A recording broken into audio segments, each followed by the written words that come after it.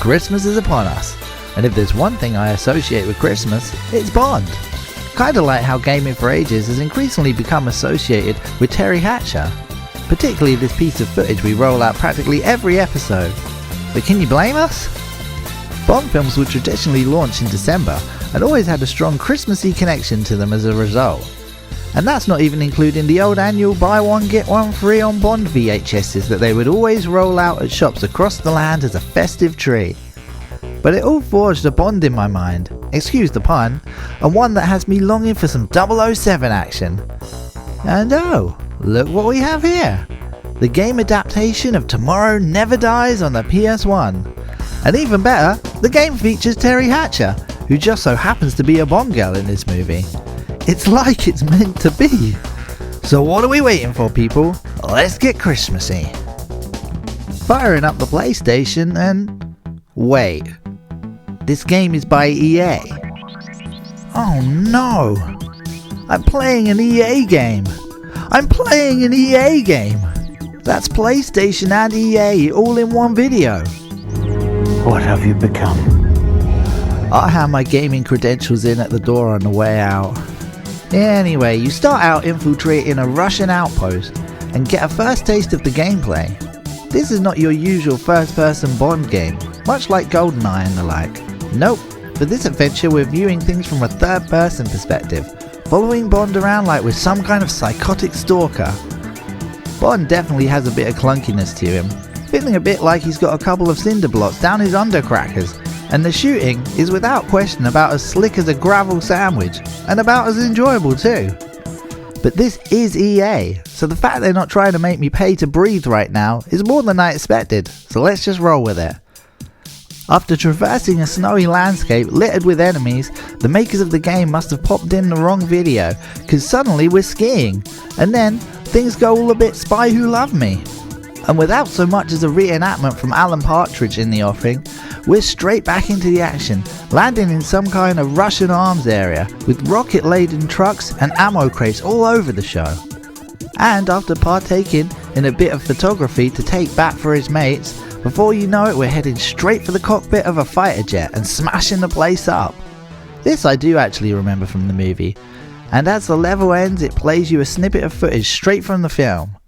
Thankfully, MC Brosno doesn't reprise his crooning duties as displayed in the mid-2000 torture fest that was Mamma Mia, instead leaving the theme tune to Sheryl Crow, and leaving us to look at all the lovely ladies in peace. But there's only one lady we're interested in here, and that's the lovely Teri Hatcher. And as we progress to Carver's media headquarters for a party, things are getting interesting, because I definitely remember from the movie that this was where old Tezza showed up for the first time. And with Teri playing the character Paris Carver, this is a very exciting mission objective, because a meeting isn't too far off. Time to break out that emergency can of Lynx Africa to really make a good impression. What kind of tip is this? This makes GFA Towers seem habitable, even though it violates every health and safety policy known to man. The design is quite similar though, except instead of this mug, we have pictures of Lucy Verasamy everywhere. GFA wins again. Cracking on, and after a bit of exploration, I spy what we've all been waiting for. And here she blows.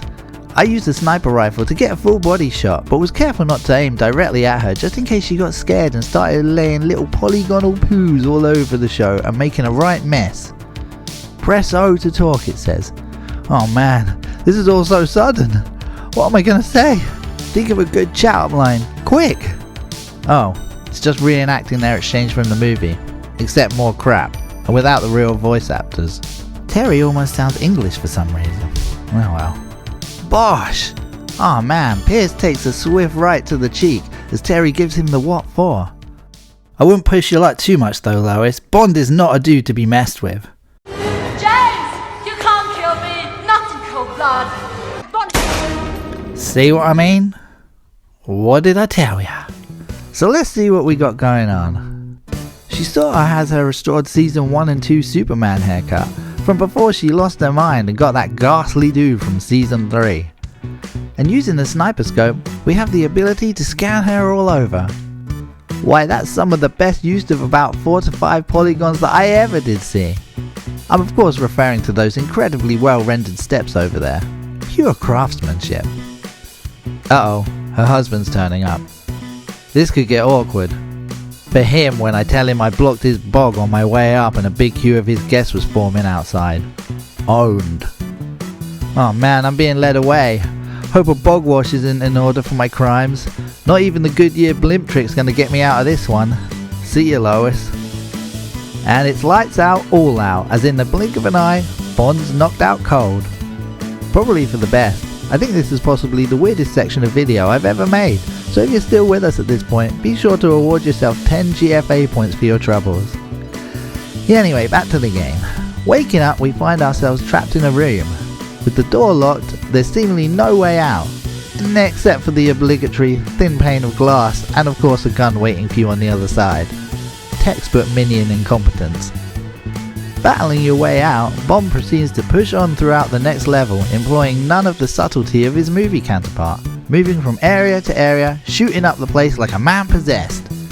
Collecting up misleading newspapers full of false stories, he only stops to throw a few fellas into the gears of huge printing presses as he rampages his way throughout Carver's printing facility. But more interesting is the next stage, in which Bond is given an evening off to kick it back at his hotel, which he naturally uses to host the likes of Teri Hatcher as she pops over for a bit of a catch-up. Or at least this was the plan, before the hotel staff showed their hand and tried to take us out, leading to a running gunfight all the way through the building before a showdown with the assassin from the movie. In the film, Bond disposes of him with a solitary shot. However here, you have to unleash round after round at him, with him eating up more bullets than RoboCop before he finally succumbs. Man, finally. Thankfully, no harm has come to Teri, and we finally get to enjoy a moment together, even if the main objective is to flee the hotel. While it's nice to spend time with our girl, she's about as much use as an inflatable dartboard, as a battalion's worth of enemies storm the place and unload gunfire at us, while Teri stands around daydreaming. Cheers for the help, mate. Oddly, and unlike the movie, Teri doesn't kick the bucket here. Obviously, the makers were taking a leaf out of the GFA playbook, putting right what once went wrong. It's like a Christmas miracle. Not only have these dudes taken steps to fix Teri's bayonet, but they've also taken the ultimate step of saving her from death. Take note, Anakin Skywalker. All that faff trying to spare Natalie Portman, and all you really needed to do was get a job at EA. Yeah, I think I'd have rather turned to the dark side too. Anyway, for the purpose of the game, things then start deviating from the movie, with a driving section added in using your snazzy new BMW, which by this point of the film was long destroyed. Taken to the mountains of the Swiss Alps, the driving section that has been incorporated has a nice change of gameplay, as you unleash havoc upon a convoy to stop a techno-terrorist working for Carver. With gunfire and rockets flying all over the show, it's the kind of craziness more akin to Carmageddon than the usual picturesque sights of Switzerland, but good fun nonetheless. And talking of mixing things up a bit, how about this? It's like Road Rash on skis! Again, this is not something that's in the movie. This was more like the beginning of The Spy Who Loved Me Again, which I'm guessing someone in the office was a big fan of. But I do enjoy a bit of skiing tomfoolery, and this level is pretty fun. See you back at the lodge.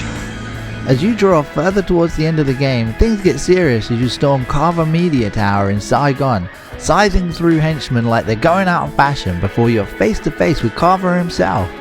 This is all rather odd, and possibly one of the most half-hearted attempts to restrain Bond yet, as he's able to turn the tables with minimum effort and take out Carver's minions.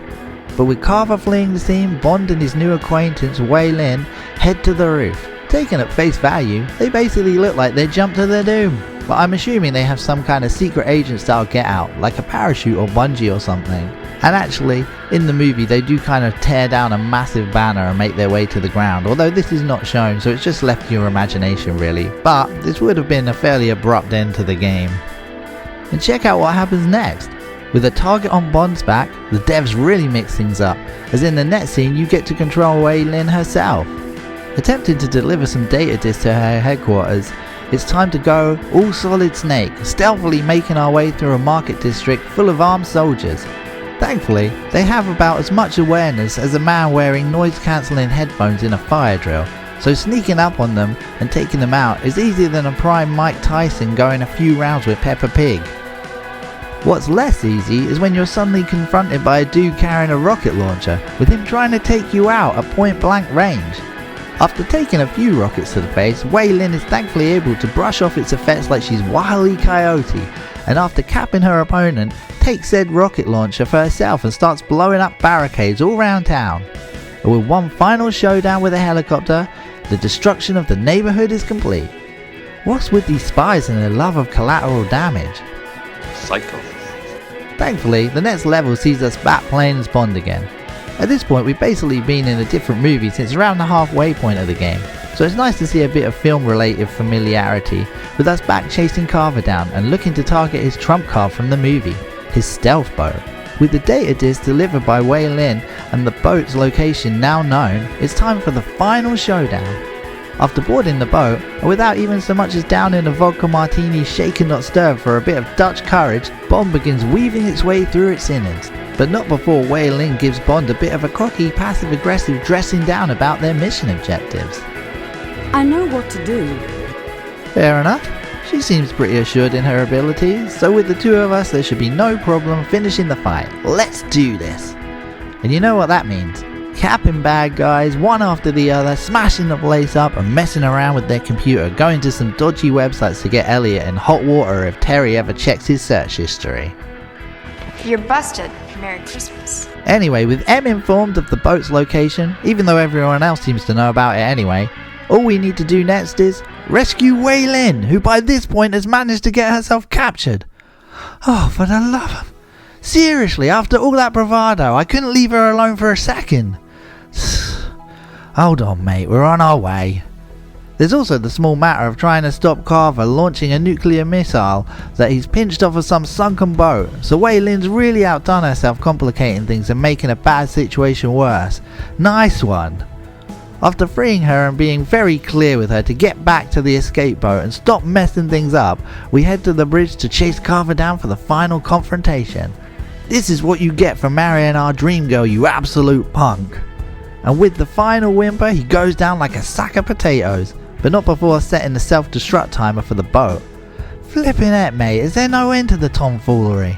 So with 3 minutes on the clock, it's down to us to abort the missile launch and then hightail it out of here. Thankfully, Carver was kind enough to afford us just the right amount of time to achieve all our objectives and paddle away on what looks like a $9.99 dinghy from the Argus catalogue before the boat goes down. How considerate of him! And just like that, the game is over, with Bond probably already getting busy with Wei Lin before the stealth boat is out of sight, while in the background of his mind, plotting a reunion with Teri Hatcher once he hits dry land. So there you have it. Overall, it's not going to challenge GoldenEye, but it's decent enough fun to scratch a Bond-shaped itch this holiday season. Graphically it's alright, with some nice effects and a passable draw distance, and musically the score is bang on with the usual rousing Bond tunes swirling throughout. But ultimately, it has Teri Hatcher in it. And actually, considering this is something of a Christmas episode, we should have perhaps gone with The World Is Not Enough, where a prime Denise Richards actually played a character called Dr. Christmas Jones, which was basically done so that Bond could make a joke at the end about how he thought Christmas only came once a year. You dirty dog. But in a weird twist of fate, the worlds of Bond girls Teri Hatcher and Denise Richards actually collided previously in the New Adventures of Superman, with a young Denise turning up in, of all things, the Christmas episode. Well, I'll be. What a small world it is. And so, with that bombshell bringing all things full circle, it's time to pop off into the sunset and keep the British end up. And as always, thanks for watching gaming guys and girls, and keep it locked here on Gaming for Ages for more retro goodness soon. Laters.